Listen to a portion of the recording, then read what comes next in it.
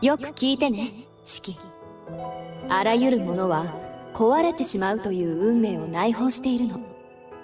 形がある以上、こればっかりは逃れようのない前提でしょ。 Itulah kata-kata Oko yang Shiki ingat hingga sekarang. おはようございます。シキ様。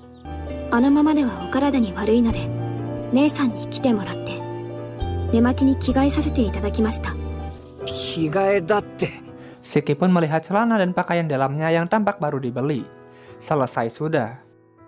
これからは何としても起こしてくれ。Setelah mengenakan seragam lagi, Shiki pergi ke ruang tamu untuk menyapa Kohaku dan Akiha. Di sini, Shiki bertanya apakah mereka merasa ada yang aneh semalam, karena ada suara anjing yang terus mengaum tanpa henti. Tapi anehnya, Akiha tak mendengar apapun dan ia tidur nyenyak. シキさんには申し訳ないのですが、そのようなことはなかったと思います。 Setelah sarapan, Shiki pergi ke lobi dan diikuti oleh Hisui. Dan tak berselang lama, Kohaku menghampirinya untuk memberikan sesuatu. はい。昨日有馬家の方から荷物が届いたんですよ。 Shiki ingat betul bahwa ia sudah membawa semua barangnya sejak pindah ke sini. Kohaku berkata sepertinya itu warisan dari ayah Shiki. Tampaknya Kohaku begitu penasaran apa isi paket itu. Dan ternyata itu adalah batang besi sepanjang 15 cm. ほら、飛び出しナイフってあるじゃないですか。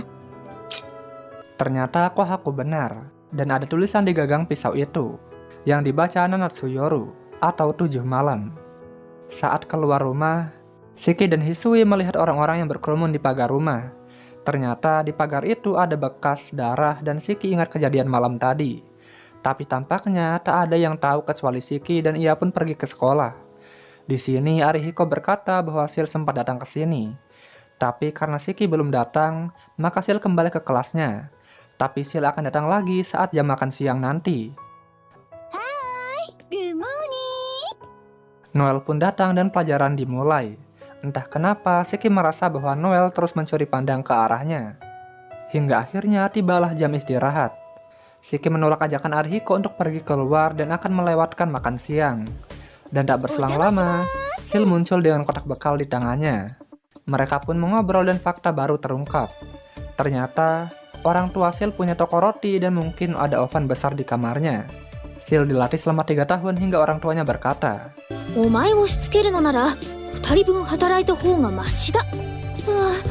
サジを投げられちゃいました。 Mereka pun terus mengobrol hingga tiba-tiba pandangan Shiki buram. Apa yang terjadi pada Shiki? Kita saksikan di hari ketiga